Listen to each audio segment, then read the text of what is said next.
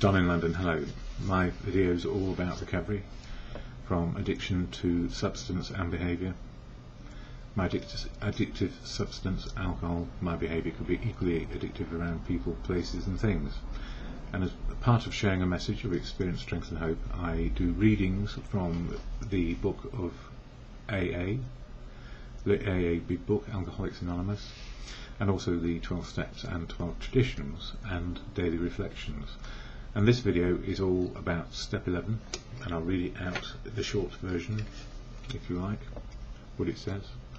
Sought through prayer and meditation to improve our conscious contact with God as we understood Him, praying only for the knowledge of His will for us and the power to carry that out.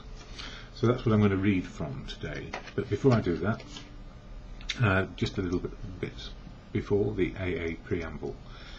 So we get some context about these steps before I read the step. So the AA preamble.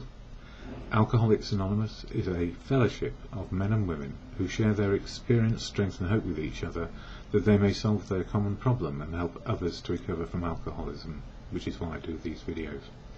The only requirement for membership is a desire to stop drinking. So we have a desire to stop drinking eventually, hopefully. I nearly didn't have a clue. So when somebody says it's only a desire to stop drinking, that's the only requirement. There are no rules, laws or regulations in AA. We are all trusted servants of equal size, and nobody in AA can tell you what to do, but they probably have a lot of good ideas. There are no dues or fees for AA membership. We are self-supporting through our own contributions. AA is not allied with any sect, denomination, politics, organisation or institution, does not wish to engage in any controversy, neither endorses nor opposes any causes. So the good news is the fellowship is only there for one purpose, which I'll share in just a moment, but everybody in AA is affiliated in some way or other to outside influences. So you will hear a lot about those, a lot about how sobriety works in practice, in real life, and with people who have all sorts of opinions and beliefs, come from every walk of life.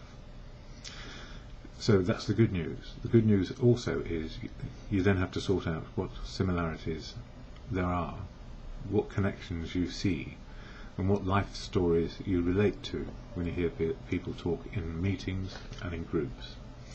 So the fellowship is not imposing anything on you at all. A desire to stop drinking, and our primary purpose is to stay sober and help other alcoholics to achieve sobriety. So some people new to the fellowship or don't know anything about it, but have been drinking a lot and cannot stop, may not have the ability to absorb and read, and indeed may have reading difficulties or just simply want a refresher.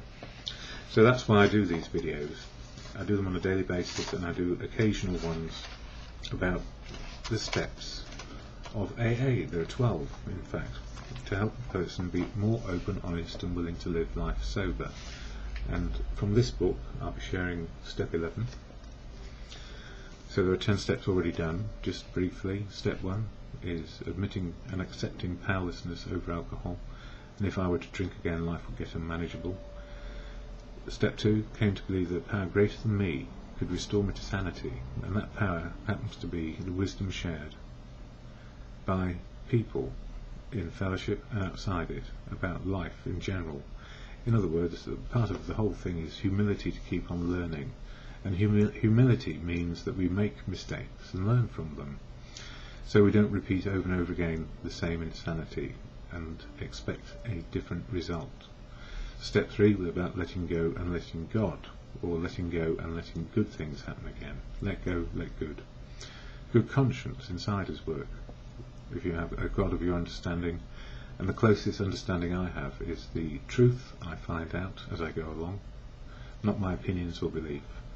How to love people, be loved back, and learn wisdom. So truth, love and wisdom works for me as my higher power, or my understanding of God. So we all have an understanding of God if we're aware of there may be a God, We may be atheist, agnostic, or believer, agnostic, atheist, whatever order. In different parts of my life those things have applied. But I've given up the debate, and I couldn't really define God unless I was equal to it. He, she, or it, and I'm not. So I've given up that debate. The power which works in my life is the wisdom learned, and the wisdom which keeps on coming with being open, honest and willing. Step 4, I wrote a life story and divided it up by years. What worked, what didn't, what anger, resentment, anything, what joy, what happiness, what pleasure came through. So that life story I shared with another human being as part of my step 5. And then step 6, I looked at the prevailing character traits which were not helping me, and that was fear, putting on a brave face, and ego, which covered up my shame and guilt about not being good enough or not fitting in. So step 6 can happen any day, in any way. Step 7 was about, and is about, courage, faith and confidence to keep on going when it's tough. So 6 and 7, fear, brave facing and ego. Step 7, courage, faith and confidence, learning how to develop it again.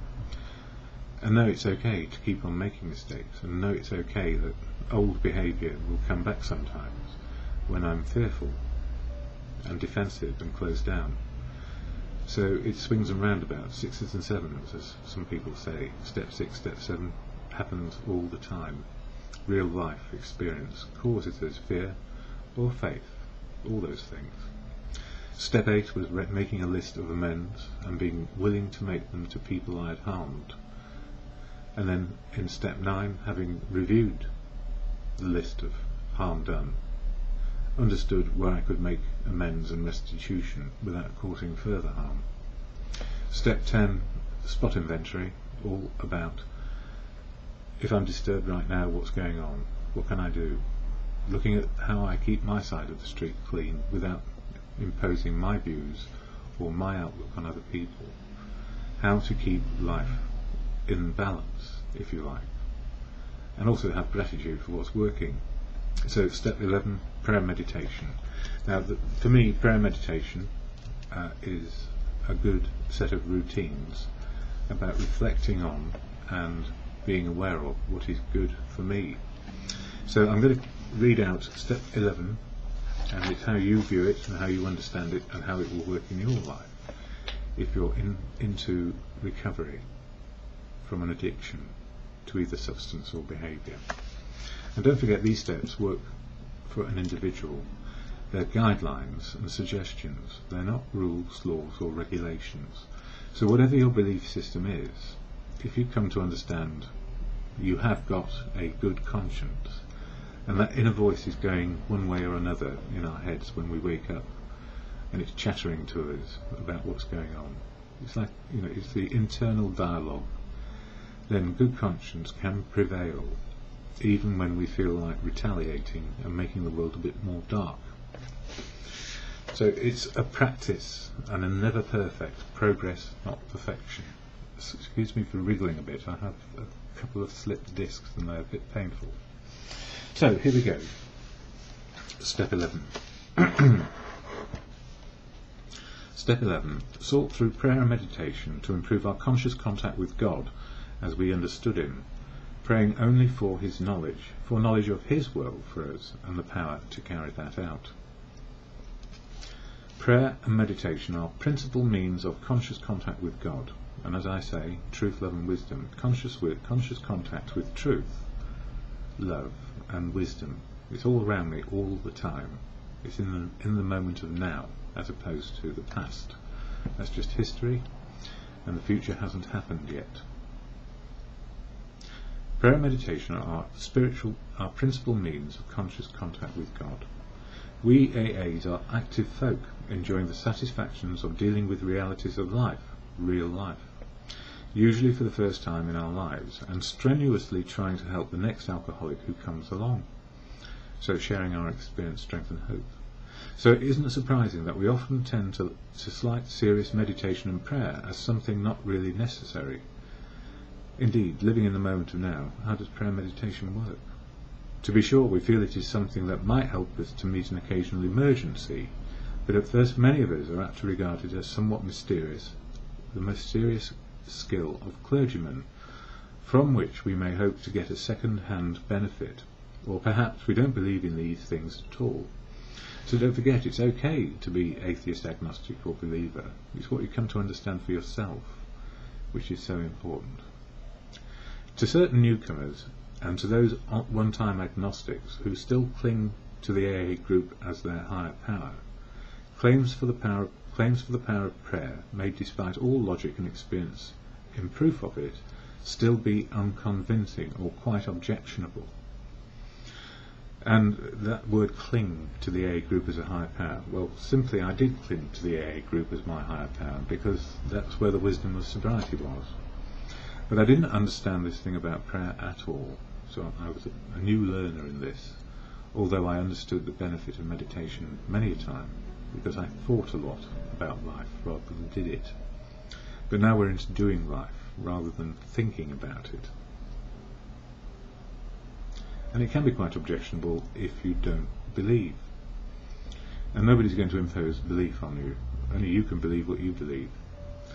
Those of us who once felt this way can certainly understand and sympathise. We will remember how something deep inside us kept rebelling against the idea of bowing before God. Many of us had strong logic too, which proved there was no God whatever. What about all the accidents, sickness, cruelty and injustice in the world? What about all those unhappy lives which were the direct result of unfortunate birth and uncontrollable circumstances? Surely there could be no justice in this scheme of things, and therefore no God at all. Sometimes we took a slightly different tack. Sure, we said to ourselves, the hen probably did come before the egg. No doubt the universe had a first cause of some sort. The God of the atom, maybe, hot and cold, by turns. But certainly there wasn't any evidence of God who knew or cared about human beings. We liked AA all right, and were quick to say that it had done miracles. And in my case it did. It stopped me drinking, which was a miracle. Or rather, I learned how to stop and stay stopped. And that is a miracle, not of my making, but a power greater than me, which was the AA group or groups I attended. We liked AA all right, and were quite quick to say that it had done miracles, but we recoiled from meditation and prayer as obstinately as the scientist who refused to perform a certain experiment lest it prove his pet theory wrong. And of course, we finally did the experiment, and when unexpected results followed, we felt different. In fact, we knew different, and so we were sold on meditation and prayer. And that, we have found, can happen to anybody who tries. It has been well said that almost the only scoffers at prayer are those who have never tried it enough. Now, it reminds me, one of the examples given in the book, 12 Steps and 12 Traditions, is Einstein's theory of relativity. And for decades and decades it stood as a universal law, E=mc². All about things can't travel faster than light. But these little devilish things called neutrinos may actually prove that theory wrong. So things change all the time. I've changed through time. Those of us that have done it have come to make regular use of prayer, would no more do without it than we would refuse air, food or sunshine. And for the same reason, when we refuse air, light or food, the body suffers. And when we turn away from meditation and prayer, we likewise deprive our minds, emotions and our intuitions of vitally needed support. As the body can fail its purpose for lack of nourishment, so can the soul. We all need the light of God's reality. Now these words are important. God's reality. The nourishment of His strength and the atmosphere of His grace. So reality, life on life's terms, where life can change, where in the moment of now things are happening. Strength, courage, faith, confidence, and the atmosphere of His grace, which is openness and humility humility to keep on learning life. To an amazing extent, the facts of AA life confirm this ageless truth. Now, depending on what you want to call God, your higher power, and I am happy where I am, so this is me sharing my opinion. So it's not truth, it's just the truth for me. So when I say God is truth, love and wisdom, truth of now, love, how to love, be loved back, and the wisdom which comes from keeping on learning from other people, and good conscience. So I'm improved when I pray or meditate in good conscience and seeing the big picture and my part in it. I am not God. That's the main thing for me. There is a direct linkage among self-examination, meditation and prayer. Taken separately, these practices can bring much relief and benefit, but when they are logically related and interwoven, the result is an unmistakable foundation for life. Self-examination, knowing where we are, meditation, pondering in good conscience, and prayer to a higher power is no problem to me. So looking at the big picture, the higher power and the truth of now, where am I? What can I do? It can be an unmistakable, unshakable foundation for life. Now and then we may be granted a glimpse of that ultimate reality which is God's kingdom, and we will be comforted and assured that our own destiny in that realm will be sure for so long as we try, however falteringly, to find and do the will of our Creator, our own Creator. And when it talks about God of our understanding, or how we understood God, it's a personal understanding always. 6.5 billion people on the planet, each with a variation around a theme. But it is to the good of life, open, honest, willing, humility to keep on learning, all those good things, and to reflect on those, which is meditation. And if it helps to say, oh my God, or dear God, or whatever it is, dear higher power, I have some expectations, and I don't deserve the life I've got. It won't work. But anyway, this is explained as we go. As we have seen, self-searching is the means by which we bring new vision, action and grace to bear upon the dark and negative side of our natures. So we all have light and dark in us. But we all have light and dark in us, and we can't extinguish something which is part of our nature. It is a step into the development of that kind of humility that makes it possible for us to receive God's help, or simply the higher power's help, the wisdom of life. Yet it is only one step. We will want to go further. We will want the good that is in us all, even the worst of us, to flower and to grow. Most certainly we shall need bracing air and an abundance of food, but first of all we shall want sunlight. Nothing much can grow in the dark. Meditation is our step out into the sun. How then shall we meditate? The actual experience of meditation and prayer across the centuries is, of course, immense. Indeed, it's true, from the man in the cave with the family, or the woman in the cave with the family, and her bloke is out there drinking probably. All sorts of meditations and reflections have gone on since the dawn of time. The actual experience of meditation and prayer across the centuries is, of course, immense. The world libraries and places of worship are a treasure trove for all seekers. It is hoped that every AA who has religious connections which emphasises meditation will return to the practice of that devotion as never before. But what about the rest of us who, less fortunate, don't even know how to begin? Well, actually, we're not less fortunate. Once we understand with humility, we can learn to meditate, reflect, to the good of humanity and ourselves, our part in it. So I don't feel less fortunate for not having had the religious background, which was certainly never emphasised in my family, because my family never experienced anything good from it. Well, we might start like this. First, let's look at a really good prayer. We don't have far to seek. The great men and women of all religions have left us a wonderful supply.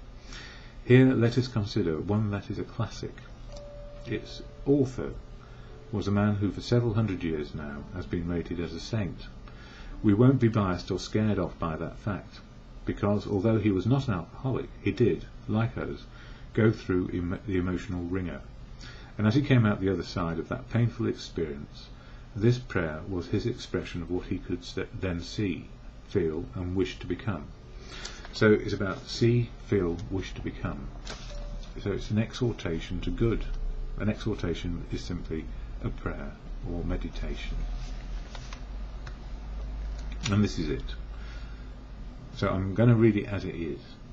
Lord, make me a channel of thy peace, that where there is hatred I may bring love, that where there is wrong I may bring the spirit of forgiveness, that where there is discord I may bring harmony, that where there is error I may bring truth, that where there is doubt I may bring faith, that where there is despair I may bring hope, that where there are shadows I may bring light, that where there is sadness I may bring joy.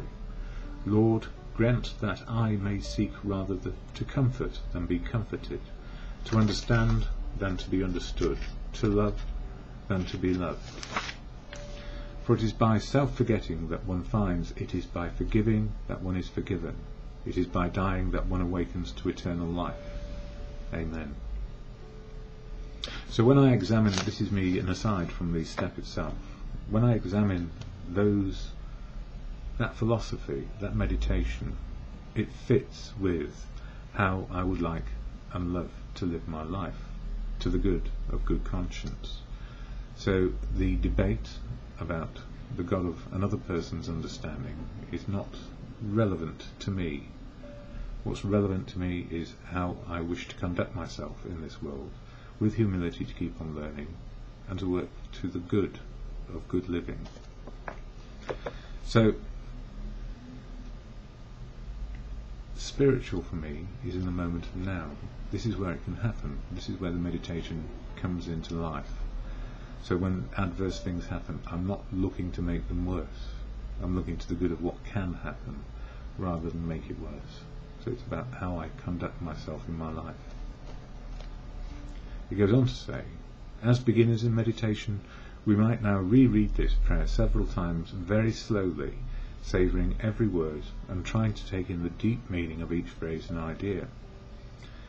So we reflect on it, meditate upon it. It will help if we can drop all resistance to what our friend says. For in meditation, debate has no place. We rest quietly with the thoughts of someone who knows, so that we may experience and learn. And if we sit and reflect on those words, it's a very good prayer about life and living, and how to live it. So it's an exhortation to the good of living, no matter what your understanding of God is, because it's your personal understanding which counts. I have mine.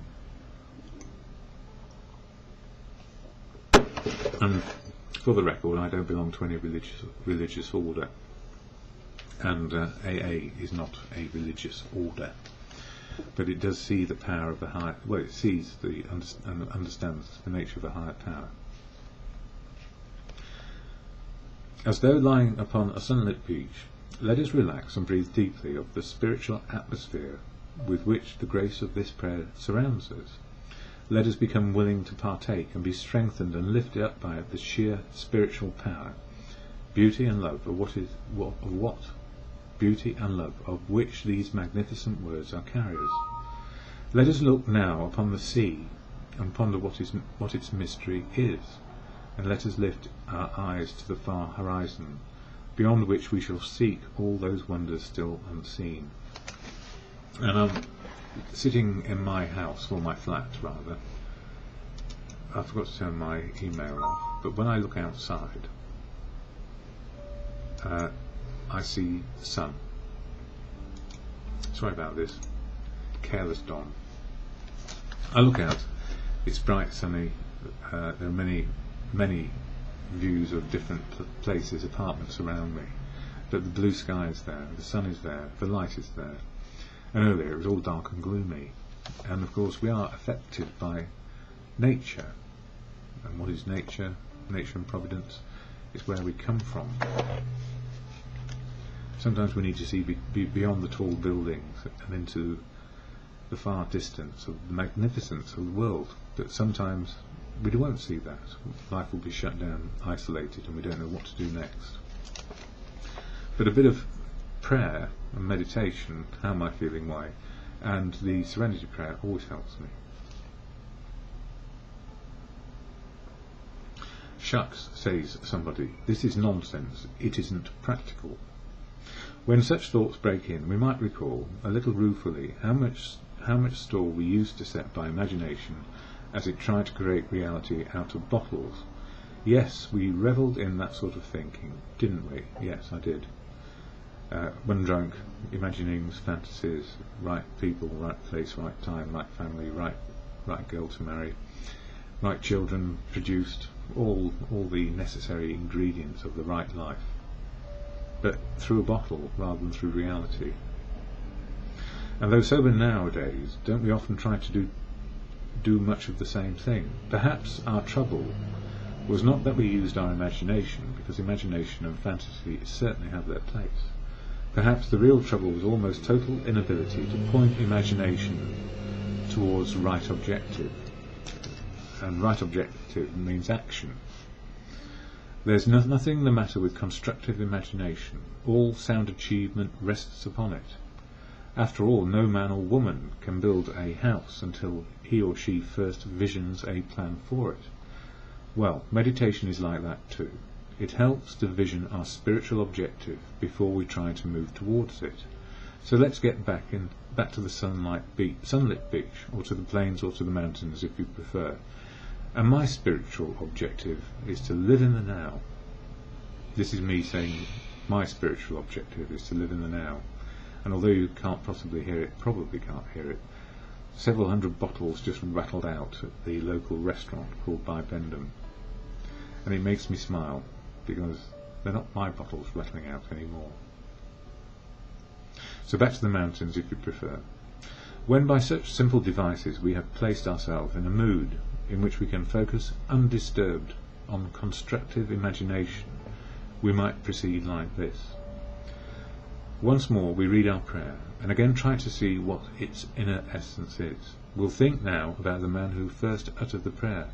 First of all, he wanted to become a channel. Then he asked for the grace to bring love, forgiveness, harmony, truth, faith, hope, light, and joy to every human being he could.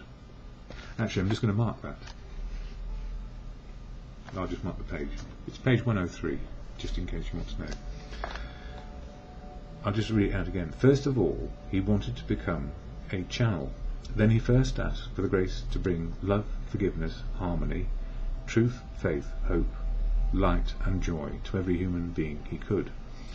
And the reason why it stands out today is because although I've read this many, many times, that particular sentence is really what I look for in life. And it needs to be on a practical level as well. There's no point to prayer and meditation unless it leads somewhere. And it's no point in doing it just to be pious either, because piety will get you nowhere either. Just because you know doesn't mean you're doing. Next came the expression of an aspiration and a hope for himself. He hoped, God willing, that he might be able to find some of these treasures too. This he would try to do by what he called self-forgetting. What did he mean by self-forgetting, and how did he propose to accomplish that? He thought it better to give comfort than to receive it, better to understand than to be understood, better to forgive than be forgiven, to be forgiven. So it was outward looking. This much could be a fragment of what is called meditation, perhaps our very first attempt at a mood, a flyer into the realm of the spirit, if you like, and mine is being rocketed into the fourth dimension. The fourth dimension is time, so when I'm in my history and down, being rocketed into the moment of now, which is spiritual for me, well, this is the only place where it can happen. And everything's spiritual up until this point too. It's just the quality of that spiritual experience that's at stake, really. will go on. This much could be a fragment of what is called meditation, perhaps our very first attempt at mood, a flyer into the realm of the spirit, if you like. It ought to be followed by a good look at where we stand now, where we are now, and a further look at what might happen in our lives were we able to move closer to the ideal we have been trying to glimpse. So, imagination a good thing, understanding it's okay to have a vision and dreams. Meditation is something which can always be further developed. It has no boundaries, either of width or height, aided by such instruction and example as we can find. So there are prayers for all sorts of things, but they're not self-seeking. It's about self-forgetting. Something which one of us works out in his own way, but its object is always the same, to improve our conscious contact with God, as I call it, truth, love and wisdom, in the moment of now, with His grace, wisdom and love. That is what is around me, to learn from and have humility to keep on learning. Humility is a great word, but it's only a great word if you know what it really means. And we learn that through the programme, the ability to keep on learning from now. Wisdom and love. And let's all remember that meditation is in reality intensely practical. One of its first fruits is emotional balance. With it we can broaden and deepen the channel between ourselves and God as we understand Him.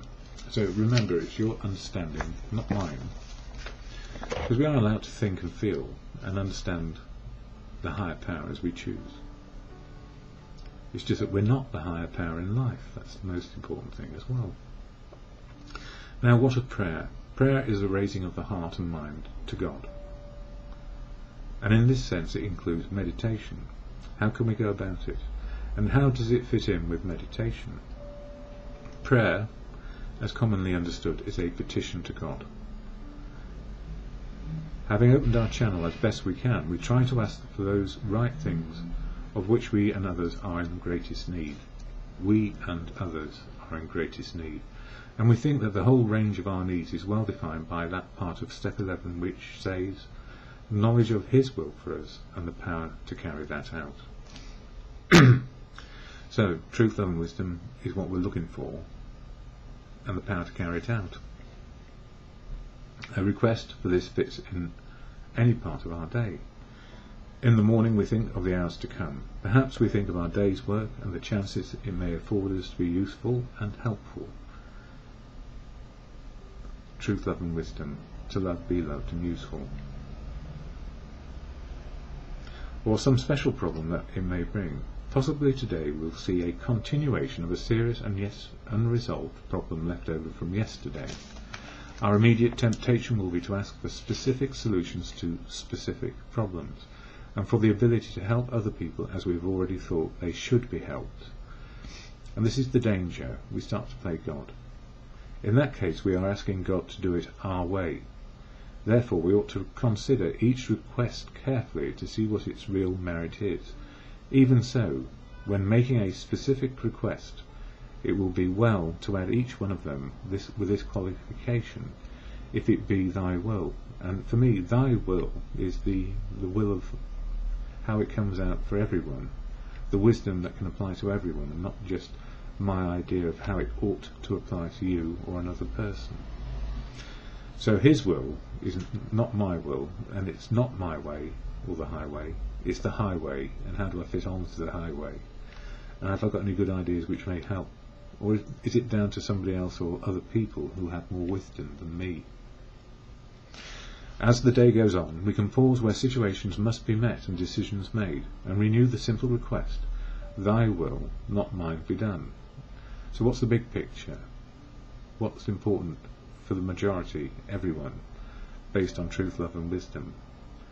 So my opinion, belief, intention, influence may be wrong.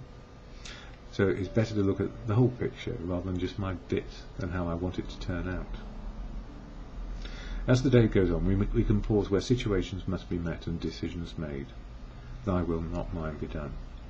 If at these points our emotional disturbance happens to be great, we will more surely keep our balance, provided we remember and repeat to ourselves a particular prayer or phrase that has appealed to us in our reading or meditation, which is why the Serenity Prayer is always good for me. Can do, can't do, wisdom to know the difference. Just saying it over and over will often enable us to clear a channel choked up with anger, fear, frustration or misunderstanding. And those are my defects, if you like. When I'm angry, fearful, frustrated or just misunderstand, I'm stuck in the dark of my character or the less helpful elements of my nature. But anger, fear, frustration and misunderstanding can have a very useful context in understanding the opposite: courage, faith, self-esteem and confidence to challenge with humility. Please help me understand what's going on here, because it's at the moment I'm blocked by what's going on. Yes, so misunderstanding, and permit us to return to the surest help of all, our search for God's will, not our own, in the moment of stress. At these critical moments, if we remind ourselves that it is better to comfort than to be comforted, to understand than to be understood, to love than to be loved, we will be following the intent of step 11, to the good of everyone and not just me. Of course, it is reasonable and understandable that the question is often asked, why can't we take a specific troubling dilemma straight to God, and in prayer secure from Him sure and definite answers to our requests? Well, the problem is, life keeps on changing, doesn't it? And if God knew all the answers all the time, depends on what you call God. So truth, love and wisdom, which is the universe, nature and everything, providence, you name it, all comes into the mix, and we are all making progress, humans. We're not perfect. But we're getting to the point where we can do a lot scientifically as much as we can do emotionally and spiritually. It's how we relate in the world. It's the big picture, not my picture. So if I'm looking for it to be my way, based on what is possible, the absolute possibilities of what is on offer, then we get real, living in the moment of now. So we can make specific requests. This can be done, but it has its hazards. We have seen AAs ask with much earnestness for earnest and faith for God's explicit guidance on matters ranging all the way from a shattering domestic or financial crisis to correcting a minor personal fault, like tardiness. Quite often, however, the thoughts that seem to come from God are not answers at all. They're coming out of my head. They prove to be well-intentioned, unconscious rationalizations. Oh, well, I'll try to do it better tomorrow. But what action am I actually taking today that will change that? The AA, or indeed any man who tries to run his life rigidly by this kind of prayer, by this self-serving demand of God for replies, is a particularly disconcerting individual. And when people say hand it over to God, actually that is a cop-out. Is it God that actually governs what happens next, or is it our response to what is happening which is important? Being realistic, being able to make progress, and we're not perfect. Yes, any man who tries to run his life rigidly by this kind of prayer, by this self-serving demand of God for replies, is a particularly disconcerting individual. To any questioning or criticism of his actions, he instantly proffers his reliance upon prayer for guidance in all matters great or small. God, if you actually lean on God and you feel like you've had the reply that suits you, hardly likely. Because we're living in the real world.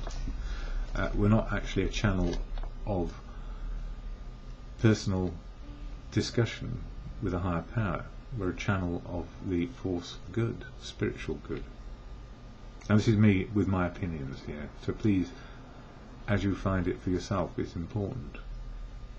To any questioning criticism of his action, he instantly proffers his reliance upon prayer for guidance in all matters great or small. he may have forgotten the possibility that his own wishful thinking and human tendency to rationalize have distorted his so-called guidance.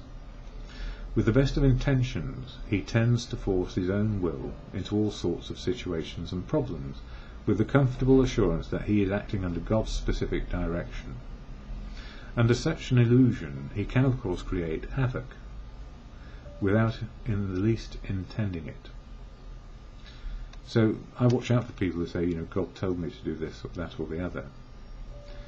God, like in the group conscience and fellowship, is an understanding we come to together, the next actions that are to follow, which are to serve in unity, not in an individual taking power and control. We also fall into a similar temptation. We form ideas as to what we think God's will is for other people. That's the worst of it. Now I've come to understand how it is for me, I'll tell you how it is. We say to ourselves, this one ought to be cured of his fatal malady, or that one ought to be relieved of his emotional pain, and we pray for these specific things. Such prayers, of course, are fundamentally good acts, but often they are based upon supposition that we know God's will for the person for whom we pray. This means, side by side with an earnest prayer, there can be a certain amount of presumption and conceit in us. It is AA's experience that particularly in these cases we ought to pray that God's will, whatever it is, be done for others as well as for ourselves. Thy will be done. So it's the big picture always. It's never about what we intend, want, desire, fantasize about. It's about what is the next right action given the state of the nation, or the state of our community, the state of our family. How am I going to consult with my higher power, good conscience, and how has the consultation process gone for other people, that we work together to an outcome which is agreeable, knowing that some things are beyond miracles. Some things are beyond miracles. The reality of me, chronic conditions, type 1 diabetes, I got because I'm living long enough to get it. The onset of type 1 late was not due to lifestyle, it was due to something else. I won't go into that now.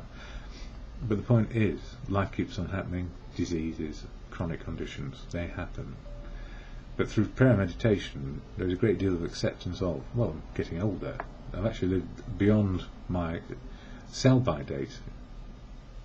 Had I lived 20, 30, 40, 50 years ago, because the medical advances in science weren't there to help me.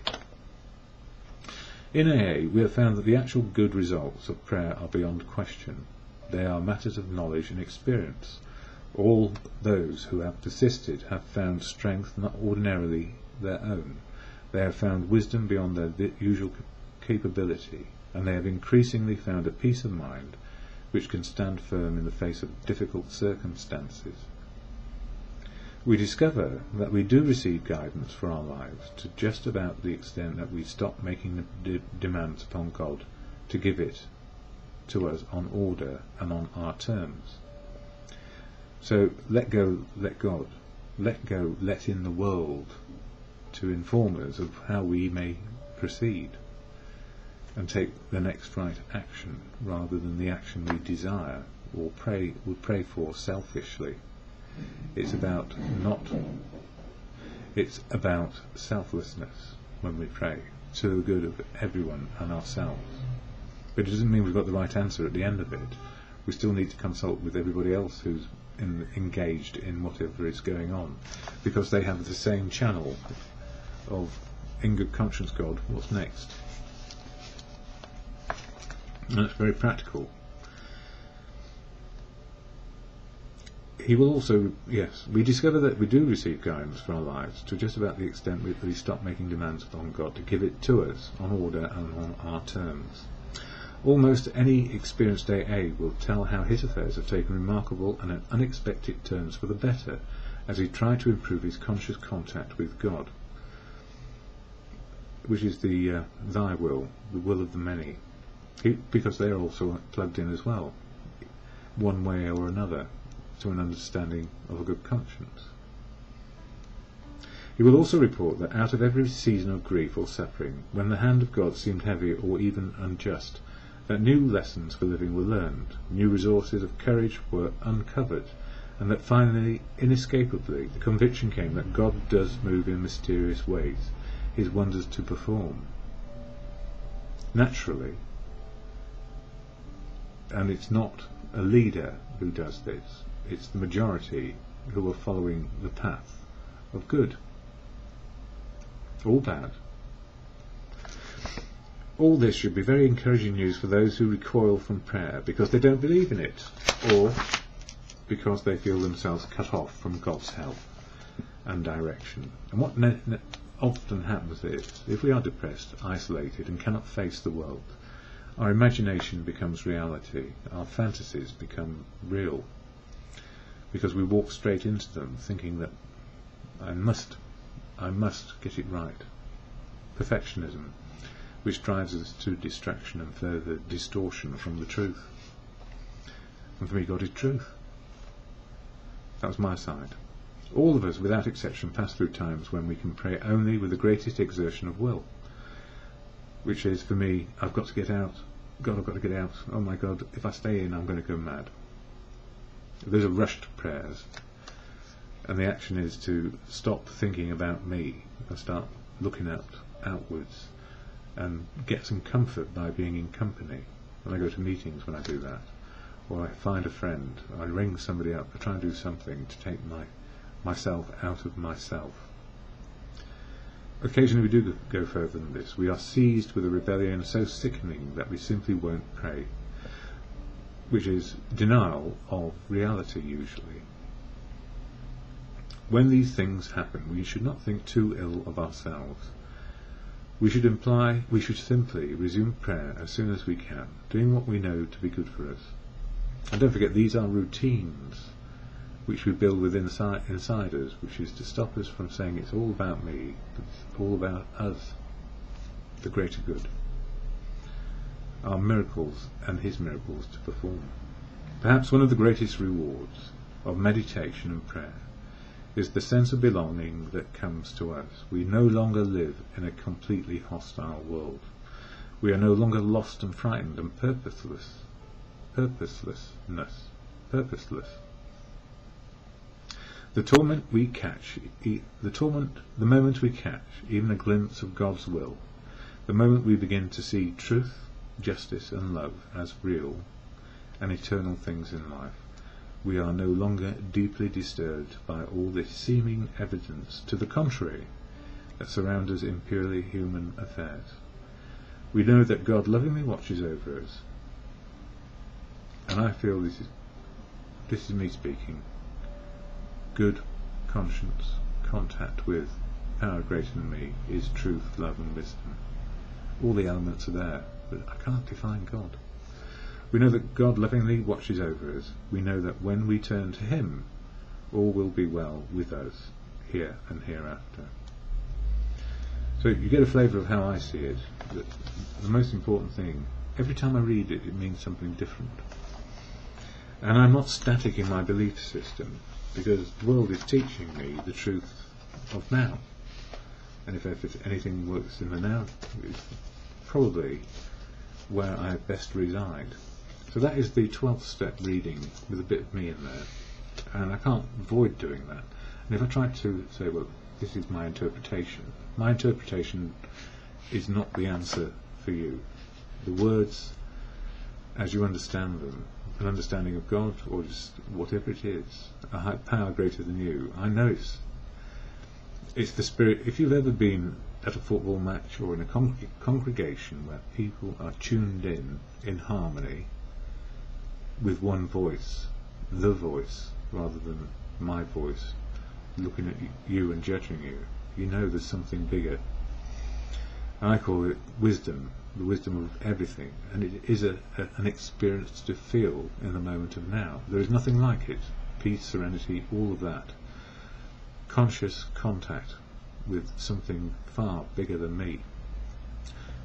Maybe it's humanity, maybe it's God, but it's what you understand. And the serenity prayer, the most useful prayer in the moment of now, apart from, prayer and meditation makes us understand how we can become fearful and self-centered rather than outward looking to the good of everyone.